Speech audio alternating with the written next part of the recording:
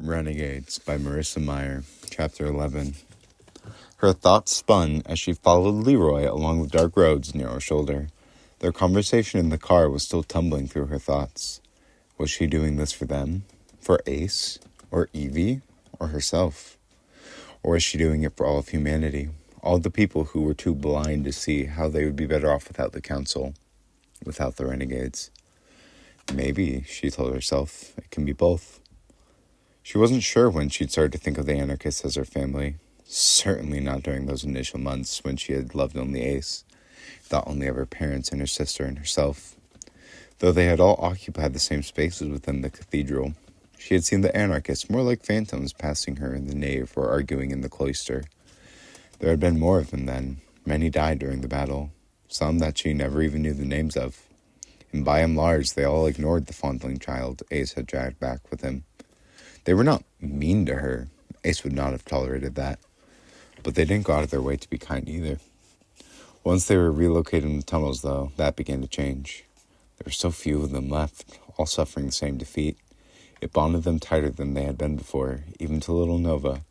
Suddenly, the remaining anarchists took an interest in her. Leroy learned about her interests in science and started to teach her chemistry, allowing her to play with his lab equipment and test out different concoctions. Ingrid trained her how to fight with bare hands or whatever weaponry they could scrounge or barter for. Honey, afraid they were going to end up raising another savage like Winston, made it her purpose to guide Nova into being a lady, or at least the sort of lady who knew how to mix a proper martini and apply eyeliner without stabbing herself with the pencil. As for Winston, for a while he became Nova's only playmate, telling her fairy tales with shadow puppets and teaching her the fine art of hide-and-seek, where their new home offered endless hiding places. And phobia was phobia. He'd never warned her, but then he never seemed to warn to anyone else either. So Nova learned that even at a young age not to take his indifference personally. Leroy approached a small, wary-looking dock. Nova could see the water foaming beneath them as they made their way over the rickety boards damp with ocean spray. The air smelled of salt and seaweed, and dead creatures washed up on the shore. A single boat was moored at the end of the dock, 20 feet long, with nearly the full length of it taken up by an enclosed cabin. Its sides were speckled with barnacles, and its flat roof was loaded with wooden travel trunks and a single rusty bicycle. A plastic chair sat on the small deck at its bow, besides an empty wine bottle and a withered tomato plant sticking up from a repurposed milk jug. There was no light coming from inside the boat, and Nova wondered if they were expected. Leroy reached over the edge of the dock and knocked on one of the dark windows. From inside the boat, Nova heard the sounds of footsteps and the creak of old timbers. The same window that Leroy had knocked at thunked open a few inches, letting a warm yellow glow spill out onto the dock. Nova realized that no light had gone through before because the windows were all painted opaque black. A pistol jutted out from the open window. "Who's there?" "So it's only me, Millie," said Leroy. "We've come for those papers." The gun shifted to the side, and a woman's eye peered out through the opening, small and surrounded by wrinkles. She scrutinized them both. "Where was I the first time I ever met Leroy Flynn?" she said, her voice dripping with suspicion. Leroy did not hesitate. "Rummaging through the supplies in the art department at the university. Searching for precision knives and limited, if I'm not mistaken." The woman grumbled under her breath and slammed the window shut. Nova glanced at Leroy from the corner of her eye. "She had a run-in with a face changer a while back," he whispered. "Oh, we almost put her out of business. She's been a bit paranoid about it ever since." The door at the end of the cabin swung open, and the light from inside cut across the water. "Come in, then," the woman said. "Quick now, before anyone sees you." Nova glanced around. There was nothing but cliffs, an empty road, and the ocean in every direction. Leroy's lone yellow car was the only sign of civilization in sight. Leroy stepped over the rail onto the deck and slipped into the cabin of the houseboat. Nova followed, shutting the door behind her as she looked around. The cabin was narrow and crammed so full of stuff that Leroy had to turn sideways to fit down the aisle, following the woman as she made her way to the back of the boat. Open shelving covered the walls, sporting everything from cleaning supplies to cans of food to more wine. A wood stove in the far corner was the source of the light and an encompassing warmth that tipped just slightly toward oppressive. To her left, the wall was lined with more shelving units and storage crates of all shapes and sizes, many stacked with dishes, pottery, and piles of neatly folded towels. To her right, an assembly of old printers and computer monitors, scanners, and an office copy machine, a laminator, boxes of blue latex gloves, and stacks of paper of all different colors and thicknesses. A maze of string crisscrossed overhead, then the full length of the cabin, hung with drying laundry and a variety of paper documents. "Millie," said Leroy, pausing behind the woman as she set the gun down on top of a filing cabinet and started to remove a few sheets of paper from one of the lines. "I'd like you to meet Nova, Ace's niece." I know who she is, said Millie, thunking the edges of the paper together to level them, then pulling an empty folder from a desk drawer and sliding them inside. Welcome aboard, Nova McLean. Artino, actually. Millie peered around Leroy and held the packet toward her. Not anymore. Taking the packet, Nova flipped open the folder and looked at the top sheet. It was a birth certificate, as simple and embellished as those created during the Age of Anarchy tended to be. With few doctors' offices left to perform deliveries, many women gave birth at home with the help of a midwife, who may or may not have had professional training, who may or may not have cared to complete any sort of paperwork afterward, especially when there were no government departments expecting such paperwork to be submitted. Nova knew that both she and Evie had been delivered at home, but as far as she knew, her parents had never gotten a certificate for either of them. This document, though, looked as professional as the ones that came from the era, stamped inside by one Janice Kendall, midwife. It included signatures from her imaginary parents, Robert and Joy McLean. It included her birthday, and it actually was her birthday, May 27th. Perhaps so Nova would be less likely to give the false date should anyone ask for it. Imprinted in neat handwriting in the center of the page was her name. Almost. Nova Jane McLean. Do I look Scottish? Your father was Scottish, said Millie, opening the bed of his scanner and pulling out a sheet of paper. You take after your mother. Nova opened her mouth to refute.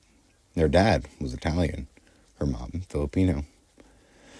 And she liked to think that she was a strong mix of them both, but she stopped herself. What did it matter what the world thought her name was, or where she got her blue eyes or her black hair? What did it matter if anyone thought her parents were Robert and Joy, whoever they were? She couldn't walk into the Renegades trials with the name Artino, and Nova Jean McLean was as good a secret identity as any. She lifted the birth certificate. The next page was a required application to participate in the Renegade trials. It had been filled out using an old typewriter. Name, Nova Jane McLean. Elias, insomnia. Prodigious ability, superpower. Requires no sleep or rest. Maintains full wakefulness at all times without any decline in aptitude from sleep deprivation. Insomnia, Nova muttered. It wasn't exactly the sort of name that would strike fear in the hearts of her enemies, but it wasn't bad either. She wondered if Leroy had come up with it, or Millie. There's a spot on the last page for your signature, said Millie, holding out a ballpoint pen. Don't sign the wrong name now. Nova took the pen without looking up. Outside, the waves drummed the steady, crashing melody against the side of the boat. I live in East 94th and Walleridge, she frowned. Are there even habitable homes in that area? Would you rather I put subway tunnel off the defunct Mission Street station? Said Millie. Nova glanced up. I just don't want anyone to come investigating me and find out the residence in my paperwork is actually some convenience store that burned down 20 years ago or something. Millie cast an annoyed look at Leroy, who returned a placating smile. I am not an amateur, she spat. Bending over a nearby desk, she started to sort the scattered pens, sticky notes, and razor blades into a collection of tin cans.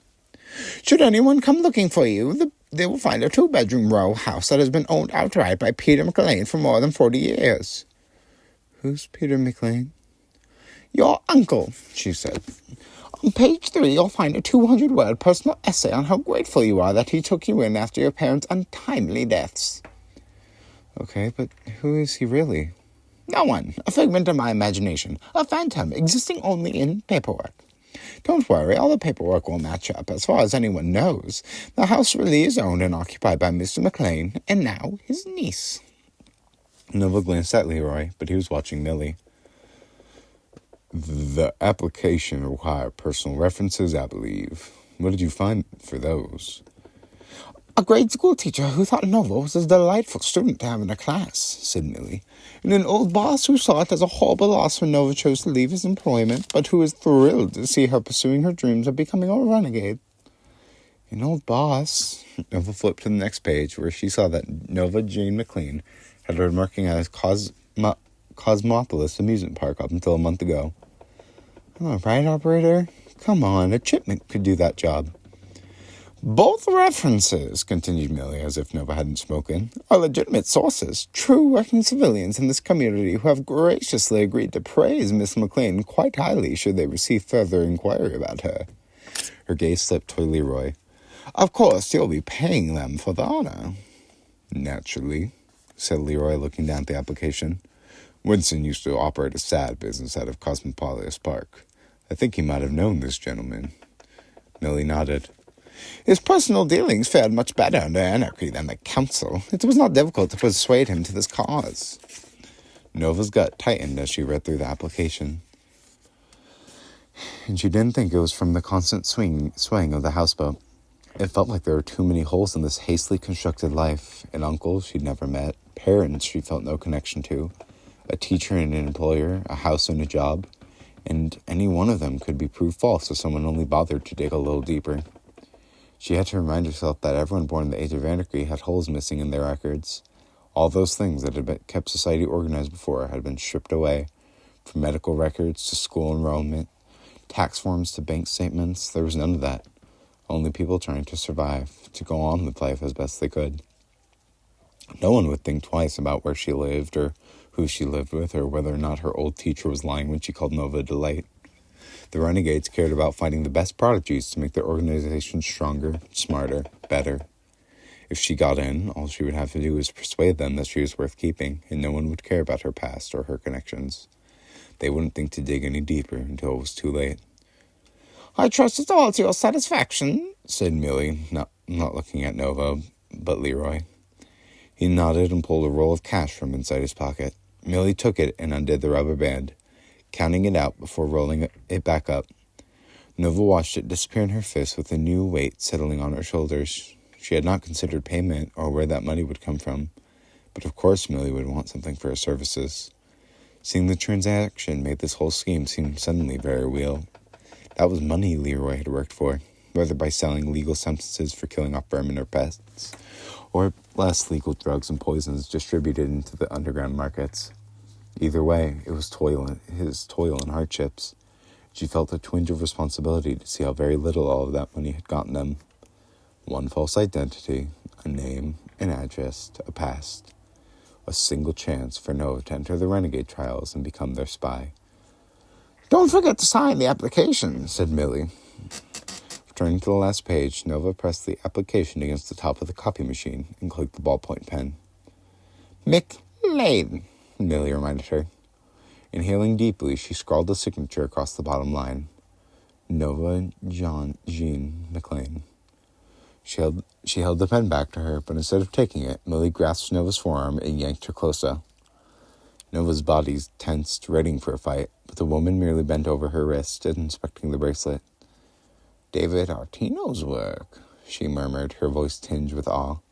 She traced one finger along the chain of her bracelet, her lashes fluttered, her brow knitting as if in deep concentration. He was indeed a master. She flipped Nova's arm over and shot her a sly look, tapping her pinky nail against the bracelet's clasp. And he certainly was a handsome young man, wasn't he? Excuse me? Nova stammered. Leroy turned a mildly interested look toward Nova. What handsome young man? I don't... Nova hesitated, picturing a relaxed smile and warm fingers wrapped softly around her wrist.